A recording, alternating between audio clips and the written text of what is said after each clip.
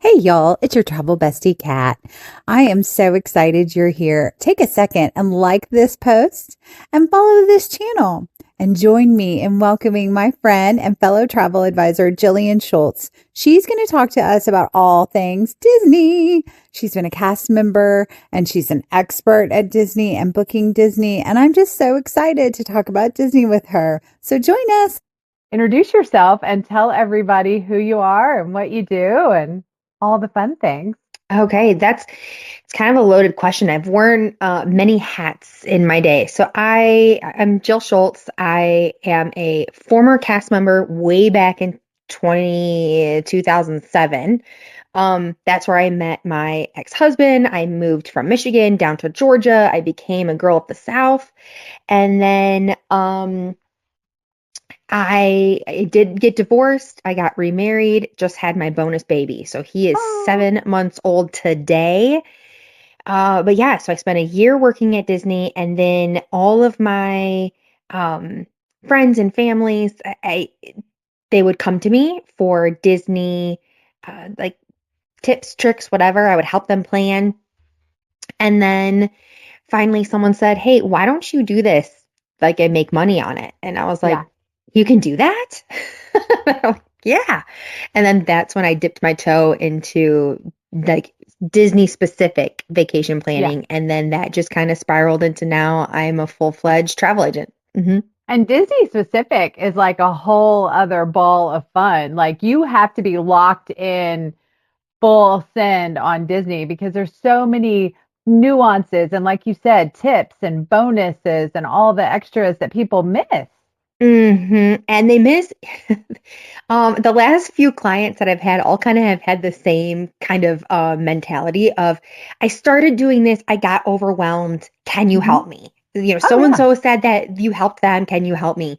And because it is overwhelming, and especially post COVID, Hmm. I this is this kind of I used to do this part time as um my debt free uh, kind of journey. I was a teacher. I had loads of student loan debt, and then I kind of started doing this as a side job to kind of get myself out of debt. Success, I did, and then, Yay. um, but yeah. So like post, so I started pre COVID. The whole COVID right transitioned our whole culture and general, like Oh in yeah. general, right, in so many ways. But travel industry specifically and Disney, someone who never closes. I mean, Disney never closes. And all of a sudden, Disney closes for like months Hmm. on end. And so, ever since that, it kind of pivoted a lot of their stuff and it evolves constantly, constantly. Their fast pass changes, their park reservation system changes, it, their, you know, extra magic hours, everything, their dining process, everything changes all the time. And that's why you get yourself a Disney travel planner. Absolutely. And I will happily refer them to you because while I am happy to book a Disney cruise and I've done all of that, and I've booked the parks for myself and my Yeah, family yeah, and yeah. friends, but if someone came to, I wouldn't want to try it. You Like know, it's just, you're not the first person to say that. I have people in my agency mhm, that are like, that's a whole different beast. I think I book maybe 5 Disney trips yeah, in a year, and that's it because there's so many yeah. nuances. I helped a good friend do one this year, but only because she's my good friend. And we sat Hmm. down. I was like, but girl, I'm not like, I'm a stalker and a researcher on Yeah. Disney. And I did the College of Knowledge for the Yeah. travel advisors, but I am not. Mm. Waking up for the 6 a.m. dining reservations. Yeah, no. Yeah, bless it. My good friend, she lives now in Mountain Time, and she goes, "I'm getting up at 4 a.m. to make these dining reservations for clients." And some of us, like I don't, depending on the package, I don't charge a planning fee. Yeah, Um, Sometimes I do. Again, it's all kind of case by case basis, yeah. but there are people that do charge like flat planning fees for their Disney vacations, and I don't hate them for it because it's No, a lot I of mean, if work. if they're putting in the hard work like I know you are, and they're going to get these people everything they want, and Mm-hmm. like you said, get up in the middle of the night and the butt crack of dawn and do Mm-hmm. all, they should charge a small fee, I think. Yeah, Yeah. I mean, Yeah. It's a lot. whatever that is, it's a lot. And It's a lot. sometimes people go to Disney with like 15 people. If you are I just doing, had that Christmas break nonetheless. oh, then you should have charged a fee. You should Oh, have charged a you fee. know, it was a good friend of my parents, and it was a large booking. You know, it was a large Yeah. booking. Wasn't gonna go beyond that because I was grateful to have it. But it was a lot. It was a lot. I can only Yeah. imagine. Now, what inspired you to work for Disney? Oh gosh. To be honest, moving to Orlando to with my Sure. best friend at the time. So I was never a Disney kid. Like my children are lucky, and I think we counted my 11-year-old has probably been to Disney about 25 times. To be Oh, safe, wow. my 11-year-old has been to Disney 25, give or take two or three. Um, and I was not that. My parents took us. I mean, I'm born and raised in Metro Detroit, so I went to Disney at, in like kindergarten. My parents took us again as teenagers, my twin sisters and I. We were like 16, and that was it. And then all of a sudden, I'm 19 years old, and my best friend's mom's like, "You should do this college program, you know?" Yeah. And I said, okay. You're saying like me and her, my best friend, we're gonna go down and work at the biggest conglomerate, Hmm. whatever. So we did. And we applied, we got accepted, and so I moved to Orlando with my best friend. Yay. And it was fantastic. Now I extended my program. She ended up coming back home, but I met a guy, fell in love, and the rest is history. But it has been the biggest transformation of my entire life was choosing to go work for that company because it sets a standard. And I know, Disney, you love or you hate them, right? There's people that love it, there's people that hate it. But I will tell you what, that company is run like a well-oiled machine. Oh, And you top shelf. have to because you have so many cast members, right? And you have Walt's dream that everything stems from. And they really do instill that in their cast members. So you take a 19, 20-year-old girl, you stick her in there, she from Michigan, right? Got a wicked tan, and I come back home. I graduate college. I graduated in education, and I was a teacher for about 12 years. But I say every job interview I ever had, the first thing they asked me about is Disney. Well, So, yeah, like, because we yeah. all want to know. We want to know all the things. So, what was your role as a cast member? Oh, I was in attractions. So the first role I was in was Journey into Imagination with Figment, which Figment has its, following. It's like Okay. a cult, those that love Figment. So I was in that ride. The one that was next to it was Honey, I Shrunk the Audience, 3D. I wore a lab coat. Fun fact, I in that facility in the basement, they wash all the 3D glasses for the entire resort. So all Oh, the parks would ship in this white little pickup truck would deliver all the dirty glasses, and we would wash all the glasses and then load them back up into the truck, and every morning they would ship them back out. oh, wow. So It's a Bug's Life, a Muppet Yep. 3D, all of those would come in. No, this was '07, so they may have purchased more machines, but the machine was huge and it was in the basement of that facility. Um, so one of our stations was washing 3D glasses.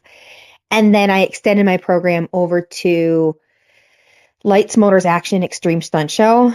Mm, Did you used to go to that the sounds parks fun. then? Back when Hollywood Studios was MGM, and it was in the back of the park. It was the red car and the black car and motorcycles, and that outdoor attraction in the summer. I ran so many stadiums up and down that attraction. I got so tan and my quads I was was going to it say, was you weird had leg muscles.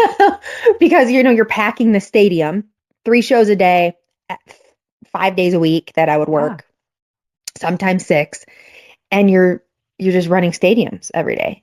And I remember because you don't wear pants in the Florida heat. And I remember the first time I put jeans on. This is such a random story. I'm so sorry. I remember the first That was time I fabulous. put pants on and like I couldn't fit them past my legs, and I was like, "Oh my God." It's like yeah, that was Yeah. that. And in the summer, fun fact about Disney, they bring in a bunch of I don't want to say like foreign exchange students. They do an international Oh, program yeah. and they start in the summer. So when I extended through the summer, I worked predominantly with all these international cast members. Oh, that's And awesome. I mean, I had friends from Hong Kong, Costa Rica, Dominican Republic, Mexico, 2 from London, Scotland, and to this day, I still stay in touch with a handful of them. Oh, Like 20 years later, yay. you know? Okay, what's something guests never realize happens behind the scenes in the magic at Disney? Mm, I can't ruin magic. No, no, Oh, no, don't all ruin of it. our costumes, like all of our apparel, we call them Yeah. costumes, right? Because everyone's putting on a show. We backstage in every single park, you have costuming, so you can you can take some and take it home and wash it and do it at home, or you could show up that day, go into it, check them out. Everything is a barcode on the inside, so you scan it all in, and you have a huge laundry department. So all of those costumes are like rented. Like you just go Oh. into this gigantic room. It almost looks like Goodwill, but everything is But for organized. Disney. But you and everything is tailored slightly different. So you find your size. It's like a Goodwill, but it's Disney. hmm That's That's kind of kind of interesting, cool. right? Yeah. What was your most magical guest interaction? Mm, I would say one time I was just being greeter, like standing of out in front of the attraction, and someone wanted to come and take a picture with me just Oh, because like I was a cast member, I'm standing in a lab coat, they just wanted to take a picture of me. That was magical. Also, we worked there the year of a million dreams. So there was a dream team that would go around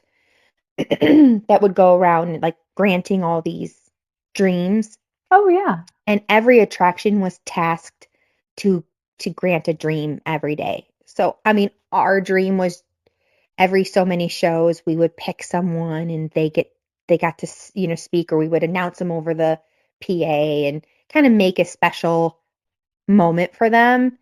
And anytime you get a child that the light, like the magic, right? To see the magic of why Disney's so addicting.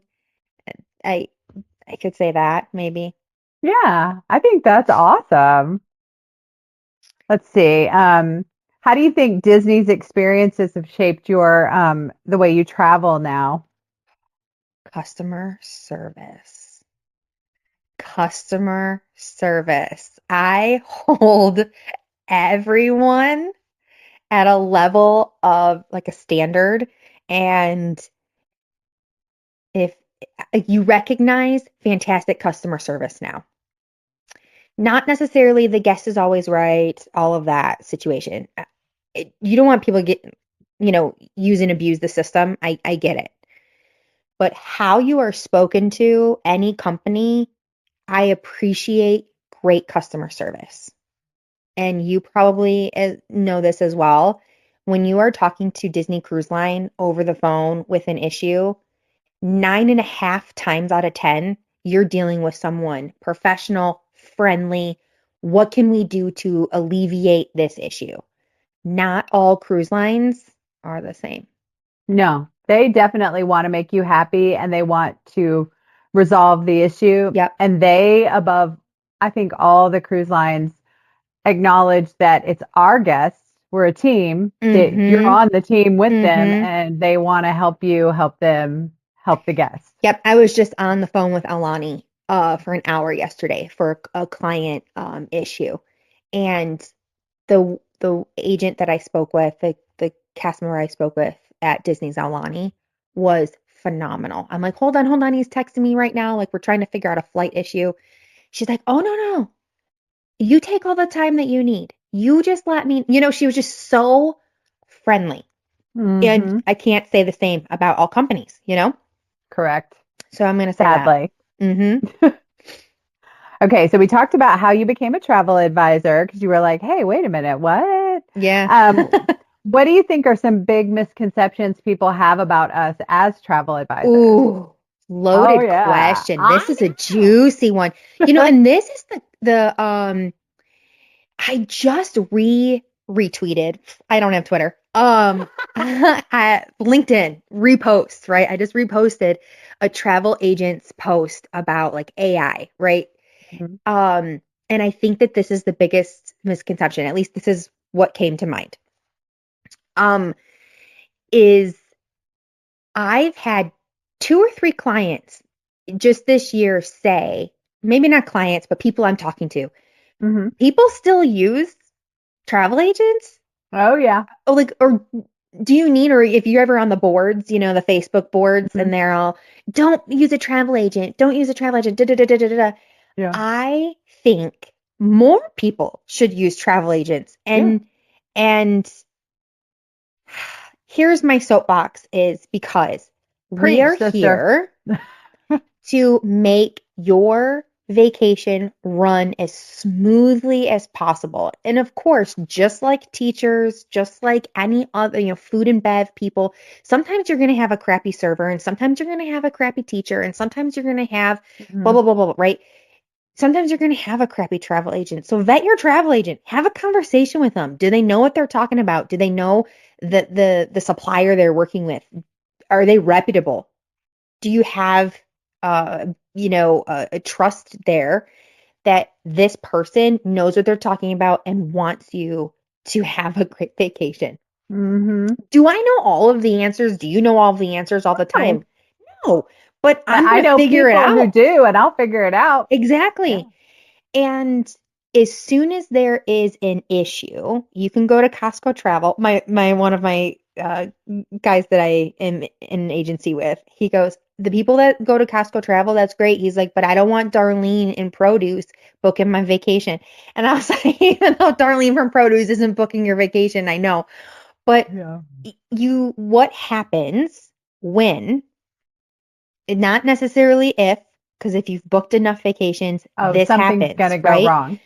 Your kid is in the ER 48 hours before you have to go on your trip. You Mhm. have emergency dental surgery. You get COVID and can't travel, or you One lose of a mine, family member, yeah, they had a mom pass away right before they were supposed to leave. I right? was like, I'm on it. I'll take care of everything. Just you go Exactly. take care of him and I'll take care of this. Exactly. Uh, just yesterday. Oh my gosh, Jill, my flight is Thursday, not Wednesday. And this is 24 hours before the trip. So it's those little things that if you book through Costco Travel or you book through, have ChatGPT help you with your itinerary, that's fine. And it may save you a couple bucks, but when something happens, you don't have that person in your corner. So book with a travel agent. Yeah, because you can text us, you can call us, you can email us. We're real and we'll respond. You're not going into the Yes. call center. Like I was on Yes. a cruise, not Disney, another line. And I was visiting with some people we met on there. And he was like, yeah, I just spent 8 hours on the phone yesterday trying to fix blah, blah, blah, blah, blah. And I was like, oh, what did we learn from that? His wife was like, Call we're going to me. use you. I was like, yeah, like, but we wouldn't even be on the phone that long. Like we have backdoor, we have business development managers, we have all kinds of things. Sometimes priority lines. Yeah. We're not going to spend 8 hours on the phone. No. And you shouldn't either. And this really kicks me.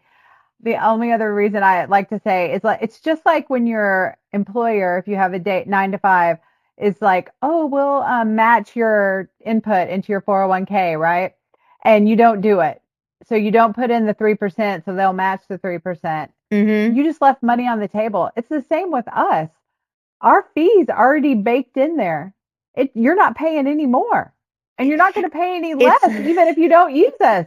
We're already there. Yep. So don't leave me in the corner. Pick me up. Yes. And a lot of times it's like, one, you just make the rich richer, right? They're just going to eat that fee. Like, so there's a baked in that they will give us commission on this package if we sell it, right? The client doesn't, the supplier will give us that, right?